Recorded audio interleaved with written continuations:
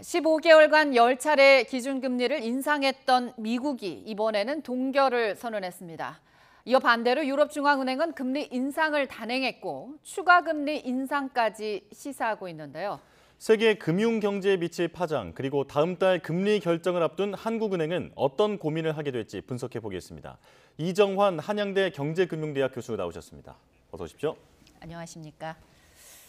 네, 먼저 미국이 이번에 15개월 만에 금리를 드디어 동결을 했습니다. 이번 금리 동결을 결정하게 된 배경, 아무래도 물가지표 등이 좀 안정적으로 나타났기 때문일 것이다. 이런 분석이 나오고 있던데 동의하시나요? 일단 5월 이제 소비자 물가 지수가 5% 성장했죠. 미국이 4% 성장하고, 네. 그다음에 그 미국 생산자 물가 지수가 전달에 비해서 0.3% 떨어졌는데, 네. 그거는 뭐 시장 예측보다 더 빨리 떨어졌다라고 예측하고 있거든요. 그래서 소비자 물가 지수나 생산자 물가 지수 자체가 조금 예상되는 경로로 가고 있다라는 게 큰 틀이라고 말씀드릴 수 있겠고요. 네. 두 번째는 금리가 너무 빨리 올라갔다라는 그런 측면이 하나 있습니다. 너무 빨리 올라갔다는 얘기는 어떤 거냐면 2020년 사실은 금리가 0%였는데 코로나 기간 동안에 네. 지금 5.25%, 5.5%까지 올라간 건데 5.25%까지 올라간 건데 너무 빨리 올라갔는데 이 평가가 제대로 이어지지 않았다라는 그런 영향이 있거든요. 아무래도 네. 금리가 오르게 되면은 이것이 시차를 가지고 경제에 큰 영향을 미치게 되는데 이 경제에 미치는 영향이 어떻게 되는지 명확하게 판단은 안 나왔는데 너무 지속적으로 많이 올린 것이 아니냐. 특히나 이제 3월에 결국 SVB 사태 같은 것들이 겹치면서 지방은행의 신용 공급, 또 지방은행이 많이 관여한 미국의 부동산, 뭐 상업용 부동산 문제라 그러는데 네. 지방은행이 많이 자금을 대준 상업용 부동산의 안정성 같은 것들이 전반적으로 이제 평가를 다시 해봐야 될 때가 아니냐라는 그런 차원에서 일단은 동결을 했다라고 보시면 될 것 같고요. 네. 아마 데이터가 어떻게 되느냐에 따라서 결국은 향후 방향 역시 조금 결정될 가능성은 높다라고 일단은 말씀드릴 수 있을 것 같습니다. 네, 소비자 물가, 생산자 물가가 어느 정도 안정적으로 나타났고 또 하나 그동안 금리가 너무 가파르게 올랐기 때문에 과연 이게 경제에 미칠 영향이 어느 정도냐에 대한 이제는 평가가 좀 더 나와야 되지 않냐 하면서 약간 숨고르기에 들어간 거라고 보시는 거죠. 예, 그렇게 보는 게 맞을 것 같습니다. 네, 알겠습니다. 자, 그런데 파월 의장이 기자회견에서 이번 달 금리 동결 결정에 대해서 무심코 스킵, 그러니까 건너뛰기라는 표현을 했다가 수정을 했는데요. 그리고 7월 회의는 라이브 회의에 가까울 거란 얘기를 했는데 이게 세계가 주목하는 입이다 보니까 도대체 어떤 의미였는지 궁금해하고 있습니다. 이걸 어떻게 봐야 할까요? 일단 건너뛰기라고 하는 것은 7월에 금리를 올리는 게 아니냐라는 약간 메시지를 줄 수 있다라고 말씀드릴 수 있겠고요.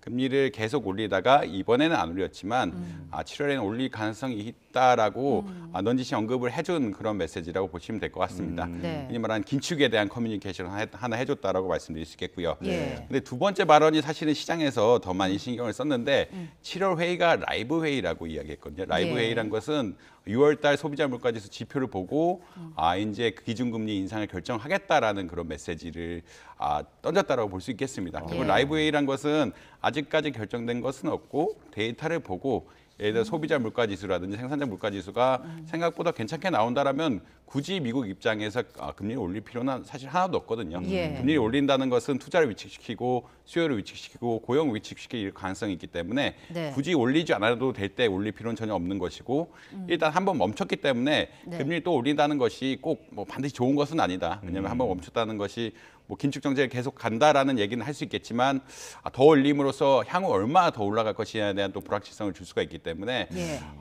시장에서는 사실 이제 라이브 회의에 가까울 것이다라는 이런 메시지에 중심을 해서 당일날 보면은 주가가 파월 연준의장이 발언할 때 확 떨어졌다가 이 라이브 의견, 실시간 라이브 회의에 가까울 것이다라는 메시지가 나오면서 S&P라든지 나스닥은 반등을 하고 그 다음 날까지 주가가 상승하는 이런 모습을 보였거든요. 이렇기 때문에 뭐 스킵이란 것은 이제 긴축 정책에 대한 미래를 열어놨다. 사실 더 금리를 올릴 수 있다는 것을 열어놨다라고 보시면 될 것 같고 라이브 회의에 가깝다는 얘기는 데이터를 보고 그래도 이게 열어놓긴 했지만 우리가 데이터의 근간에서 올리는 것이 근간에서 올리는 것이지 무턱대고 금리를 올리지는 않겠다라고 아마 이렇게 표현한 것이라고 생각을 하고 아마 시장에서는 데이터가 조금 잘 나올 수 있지 않을까라고 늘 뭐 그렇게 기대를 하기 때문에 주가가 반영돼서 그날도 강보합이 됐고 다음 날도 주가가 꽤 상승하는 이런 양상을 보였다라고 보시면 될 것 같습니다. 네. 그러면서 미 연준이 앞으로 금리의 추가 인상 가능성을 또 강하게 시사를 했단 말이죠. 올해 도달할 최종 금리 수준이 지난 3월에 했던 그 예상치보다 0.5%포인트를 올렸습니다. 결국 올해 안에 지금 말씀하신 것처럼 우리가 지금 금리 현재가 5.25%이기 때문에 만약에 0.5%포인트를 더 올리려면 앞으로 두 번은 더 베이비 스텝으로 간다 하더라도 0.25씩 두 번은 더 올릴 수 있다는 얘기거든요. 시장 예상과는 좀 다르게 움직인 것 같다고 보시는지요? 예, 그래서 아까 제가 이제 파월 의장이 발언할 때 주가가 한번 확 떨어졌다라고 말씀드렸는데 이 부분이 나오면서 흔히 말하는 점도표라고 이야기합니다. 네. 미래의 미국 기준금리가 어떻게 되고 경제 성장률이 어떻게 되고 이런 것들이 예측이 나면서 주가가 한번 확 떨어졌거든요. 예. 그렇다는 얘기 시장에서는 사실 많이 올려봐야 한 번 더 올리지 않을까. 이거는 스킵을 하더라도 한 번 더 올려봐야 올릴 거라고 생각을 많이 했는데 네. 연준의 발언 자체 혹은 이 점도표에서 나온 메시지는 두 번도 올릴 수 있다라는 그런 이야기를 했기 때문에 예. 주가가 굉장히 많이 빠졌거든요. 긴축 예. 정책을 추가적으로 한다는 이야기고 추가적으로 한다는 이야기는 주식시장에는 아무래도 채권과 대체제에 있는 주식시장에는 부정적인 영향을 미칠 수밖에 없기 때문에 근본적으로는 안 좋은 영향을 반영했다라고 일단은 보시면 될 것 같습니다. 그래서 네. 일종의 매파적 커뮤니케이션을 했다라고 보시면 될 것 같고요. 예. 사실 이 매파적 커뮤니케이션 한 게 당연한 일이다라고 일단 이해하시면 될 것 같습니다. 아무래도 금리를 멈추게 되면은 시장에서 기대는 이제 흔히 말하는 피버팅이라고 이야기하죠. 금리 인상 기조가 끝나고 금리 하강 기조로 가는 어떠한 그런 기대가 형성될 수가 있는데 네. 이렇게 점도표 같은 것들 그리고 시장에 대한 인식 같은 것들을 확실하게 보여줌으로써 이런 기대를 꺾어버린 것은 사실이거든요. 예. 그러니까 예를 들어서 이번 달 기준금리 인상을 멈추면 하반기에는 기준금리를 떨어뜨릴 것이 아니냐라는 의견이 계속 나올 수밖에 없습니다. 투자자들은 늘 수요를 창출하려고 하고 이 수요에 입각해서 계속적인 투자를 이어나가려고 하기 때문에 그런 기대가 상승할 수가 있는데 이번에 긴축 커뮤니케이션을 함으로써 그다음에 미래의 기준금리가 아마 더 올라갈 수 있다라는 시그널을 확실하게 주면서 이런 네. 기대를 꺾고 기준금리가 동결하느냐 한 번 올라가느냐 두 번 올라가느냐로 이제 선택지를 굉장히 좁혀놨다라고 아마 이 얘기하시면 될 것 같습니다. 네. 네. 자, 그 금리를 동결했지만 긴축 의지는 분명하게 드러냈다 이렇게 정리할 수 있을 것 같은데요. 자, 미국이 금리를 동결하면서 그렇다면 지금 우리나라와 미국의 금리 격차가 1.75%로 유지되는 상황입니다. 그런데 다음 달에 만약에 금리를 미국이 올린다면 이제 한국은행은 고민이 좀 깊어질 수밖에 없을 것 같은데 어떤 점들을 고려해야 할까요? 사실 이 기준금리가 올리게 되면은 기준금리 격차라고 보통 이야기를 하죠. 예. 금리 격차가 더 많이 나게 되는데 그 말은 어떤 이야기냐면 우리가 달러를 가지고 투자를 하면 훨씬 많은 금리를 얻을 수 있고 네. 원화를 가지고 투자를 하면은 금리가 굉장히 작다라는 그런 이야기를 할 수가 있겠습니다. 네. 예. 아무래도 이렇게 달러에 대한 투자가 수익이 굉장히 높다라 그러면 수요가 늘어나게 되고요. 수요가 늘어나게 된다는 이야기는 우리나라에서 자본 유출이 될 우려가 있거나 우리나라에 해외 투자했던 분들이 이제 달러로 다시 가서 달러 투자를 할 요인이 있거나 아니면 어떻게 보자면 환율, 외환시장으로 많이 이야기하는데 이런 수요들이 누적이 되면서 원화의 가치가 더 떨어지게 되는 이런 양상들이 발생할 수 있습니다. 이런 것들이 사실 제일 우려의 포인트라고 말씀드릴 수 있겠고요. 예. 사실 이게 외환시장만 안정된다라 그러면 우리나라 금리 정책은 그렇게까지 또 미국 금리, 기준금리의 연동을 받을 필요는 없거든요. 왜냐하면 기준금리란 것이 국내에 영향을 미치는 금리고요. 국내에 영향을 미친다는 것은 국내 투자라든지 국내 고용이라든지 국내 수요에 미치는 거기 때문에 네. 이런 외환에 대한 외환 시장이라든지 자본 유출입에 대한 우려가 크게 없다라 그러면 아마 그 하는 입장에서도 한국은행 입장에서도 국내 기준으로 아마 할 상황이 크다. 그래서 기준금리 격차가 난다라는 것은 외환 시장의 어떤 불안정성을 키울 수 있는 압력을 키우는 요소는 분명하다라고 보시면 될 것 같고 예. 지금 두 번까지 더 올릴 수도 있다라는 그런 메시지를 줬기 때문에 조금 흔들릴 가능성은 분명히 있다라고 네. 말씀드릴 수 있겠지만 근본적으로 이제 외환 시장을 배제하고 생각한다면 그리고 최근에 기준금리 격차가 상당히 나 있음에도 자본 유출입이 그렇게 많이 일어나고 있지는 않거든요. 예. 그런 상황을 고려해 본다라고 하면은 아마 전반적으로 이제 시장의 상황을 보면서 분명히 기준금리 격차가 남으로써 발생할 수 있는 여러 가지 리스크하고 국내 경기 상황을 보면서 아마 기준금리 정책을 결정하지 않을까 이렇게 예측하고 있습니다. 네. 네.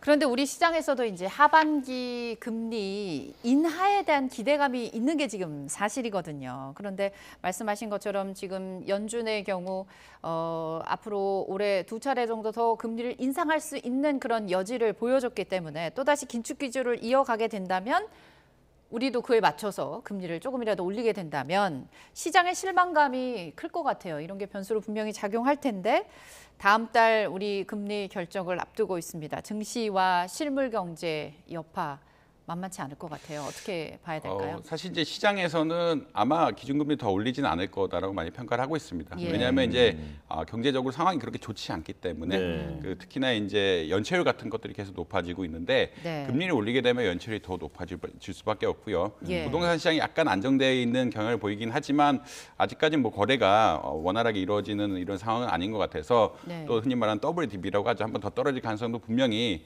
열려 있기 때문에 예. 기준금리를 올리는 게 바람직하지 않다라고 많이 생각을 하고 있습니다. 예. 특히나 이제 경제 성장률 전망치를 보면은 미국은 사실 이번에 올렸거든요. 미국은 경제 성장률 전망치를 올해 0.4%에서 1%로 올렸는데 예. 한국은 계속 하락시키고 있습니다. 예. 계속 왜냐하면 이제 반도체 수출 같은 것들이 계속 문제가 되면서 중국이 리오프닝이 늦어지고 중국의 수요가 줄게 되면서 중국과의 교역이 좀 원활하지 않은 측면 그에 따라서 무역 적자가 계속 쌓이는 이런 측면들이 다 있기 때문에 경제 상황이 그렇게 녹록치는 않습니다. 네. 그렇기 때문에 이제 금리를 더 올려가지고 물가를 잡는다 혹은 외환시장 안정시킨다는 게 정부 입장에서는 굉장히 부담스러운 일이긴 합니다. 네. 특히나 어제 최근에 뭐 추경호 부총리님께서 얘기하시는 것도 물가가 지금 소비자 물가지 3%인데 이제 2%대로 좀 떨어질 수도 있지 않을까라고 많이 예측을 하고 있고 네. 국내에 타겟팅하는 목표가 한 2% 레벨이기 때문에 네. 저절로 내려가는 것을 기대하는 게 더 타당하지 않을까라는 의견이 많기 때문에 시장에서는 아직까지 어떻게 보면은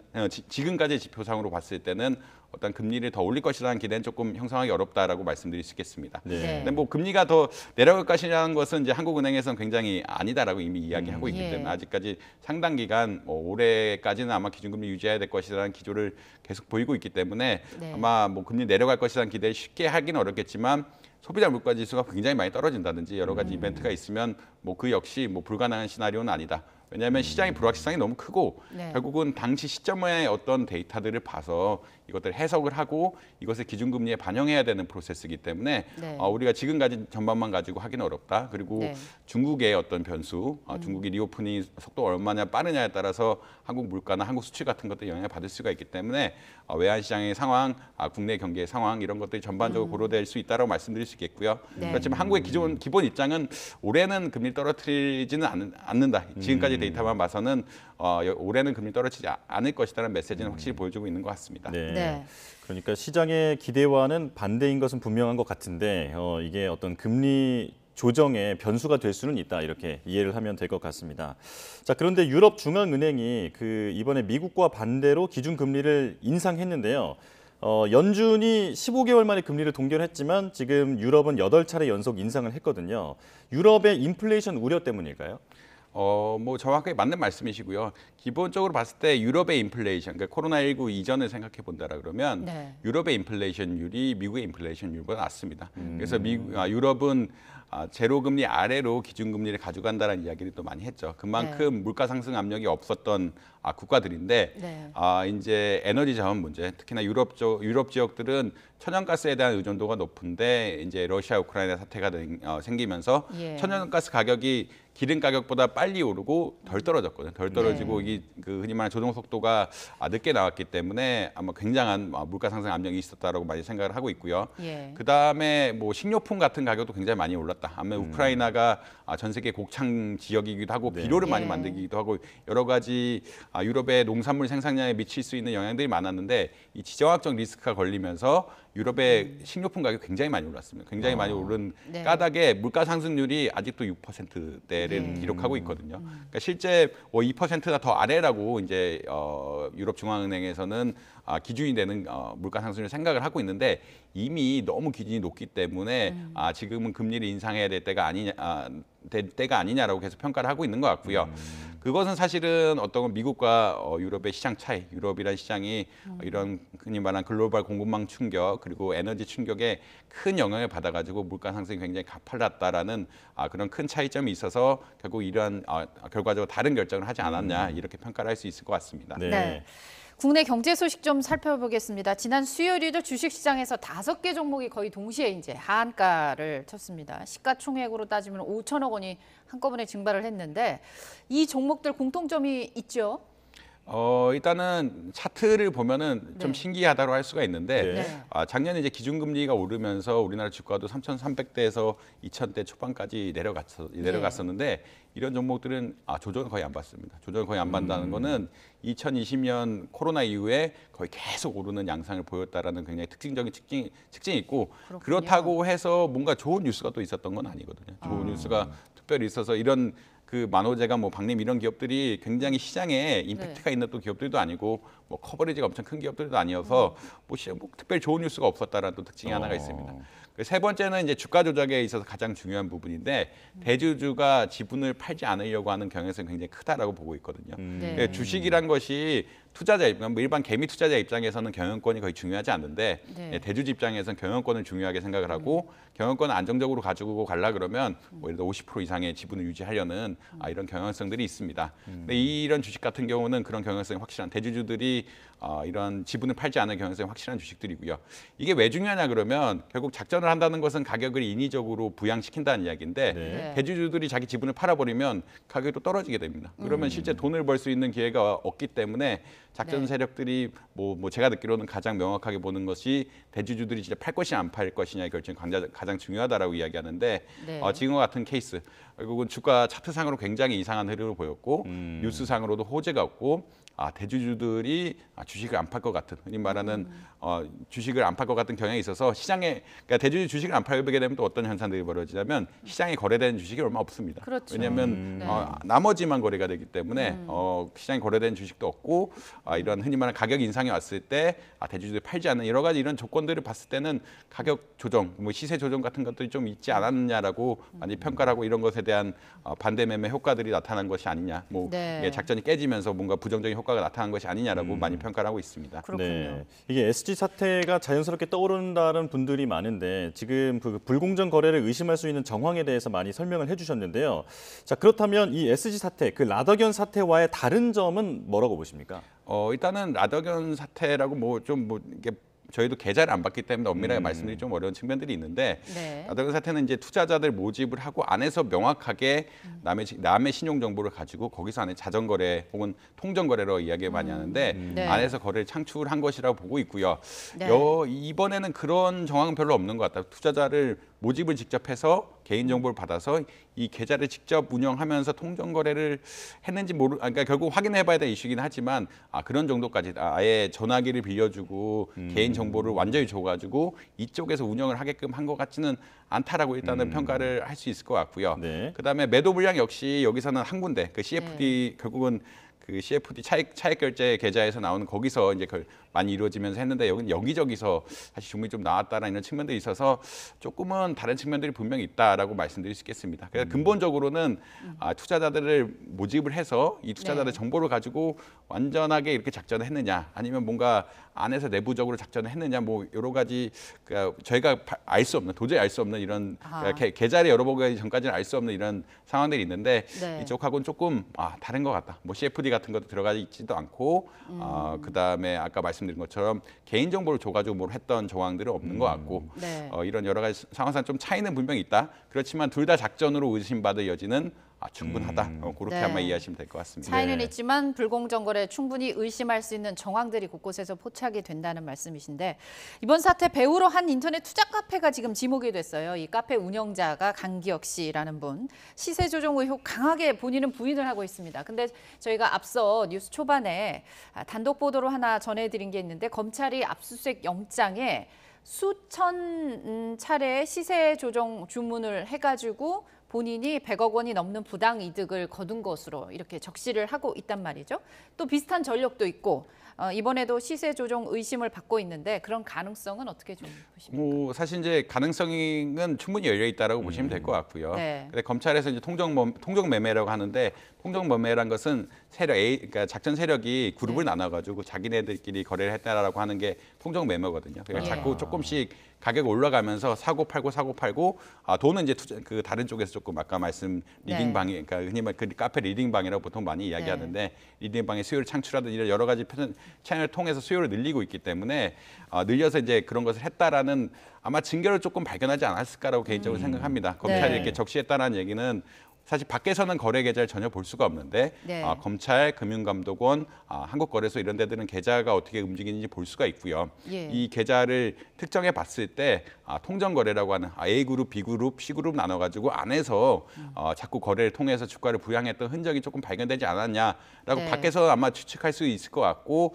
이런 것들이 이제 흔히 말하는 영장이라든지 어떤 기소 의견에 적시가 되지 않았을까 네. 개인적으로 평가할 수 있겠습니다. 네, 네. 수사는 진척이 좀 되고 있는 것 같은데요. 자, 금융당국이 이전부터 지금 이 종목들을 보고 있었기 때문에 바로 하한가를 기록한 당일에 이 종목들에 대해서 거래 정지를 했습니다. 자, 이 때문에 피해를 줄일 수 있었다고 보십니까?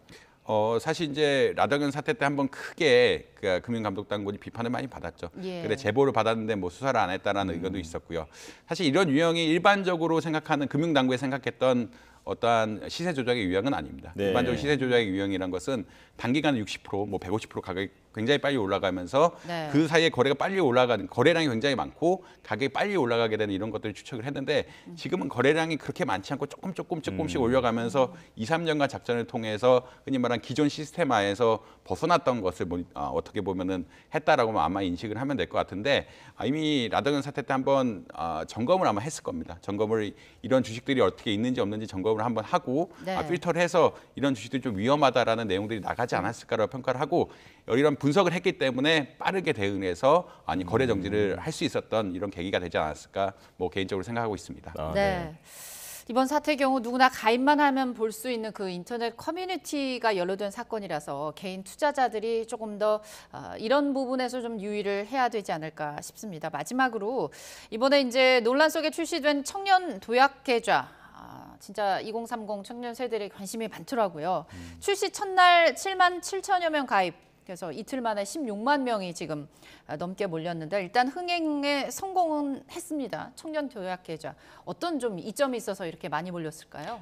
일단 금리 수준이 굉장히 높다라고 보시면 될 것 같고요. 그게 돈을 뭐 70만 원쯤 내면, 그러니까 가장 좋은 시나리오로 봤을 네. 때 70만 원쯤 한 5년을 내면은 5천만 원의 목돈을 만들어 주겠다라고 네. 했고, 그걸 실질 금리로 따지면 한 6% 되는 금리를 만들어 주겠다라는 그런 내용이었기 때문에 굉장히 혜택을 볼 수 있는 이런 상황이었다고 보시면 될 것 같고요. 네. 사실 시중에 지금 뭐 금리란 게 그렇게 4%대 뭐 아무리 높아야 뭐 3, 4%대를 왔다 갔다 하기 때문에 이러한 어떤 혜택을 주는 것에 대해서 청년들이 굉장히 환영했다. 특히나 여기는 비과세 혜택 같은 여러 가지 혜택들이 또 있었고, 그다음에 이제 물론 차등이 되긴 하지만 정부가 일부 매칭을 해주는, 그러니까 일부 저축한 거에 대해서 정부 일부가 매칭을 해주는 여러 가지 장치들을 만들어서 청년들이 이제 건전한 자산 생활을 유지하고 이제 건전한 금융 생활을 할 수 있게끔 어떤 종잣돈을 마련해주는 그런 마중물 역할을 했다라고 아마 이해하시면 될 것 같고요. 네. 결국은 금리 자체가 굉장히 높았고 금리가 정부가 추가적으로 매칭해주고 비과세까지 혜택을 주는 여러 가지 청년 입장에서 굉장히 가입할 인센티브가 충분한 그런 상황이었다라고 아마 보시면 될 것 같습니다. 네. 네. 저 교수님 시간이 다 됐습니다만 아주 짧게 그 우대 조건들이 조금씩 차이가 있더라고요. 이게 가입을 희망하는 청년들은 어떤 것들을 좀 따져봐야 될까요? 일단은 뭐 주거래 은행으로 바꾸든지 그다음 카드 사용 금액이 얼마인지 이런 것들이 아마 핵심 사항이 될 것 같고요. 네. 지금 뭐 짧게 말씀드린 지금 표로 다 거의 다 나와 있어요. 어느 은행에서는 어떻게 하고, 그러니까 이 상황마다 기준 금리가 있고 우대 금리가 따로 있는데 예. 기준 금리가 4.5%, 우대 금리가 1.5% 혹은 뭐 여러 가지 조합들이 있으면서 6%를 만들어 놓은 건데 본인들이 봤을 때 이 조건들이 있습니다. 카드를 얼마 써야 되는지, 예. 그다음에 주거래 은행 바꿔야 되는 여러 가지 조건들이 있는데 그 테이블을 한번 보시고 자기에게 적합한 은행을 찾아가시는 게 가장 바람직하지 않을까 이렇게 생각하고 있습니다. 네, 네. 알겠습니다. 15개월간 10차례 기준금리 인상했던 미국 이번엔 동결을 선언했는데 다음 달 우리 중앙은행이죠. 한국은행 어떻게 금리를 결정할지 전망해 봤습니다. 이정원 한양대 경제금융대학 교수 함께 해주셨습니다. 고맙습니다. 고맙습니다.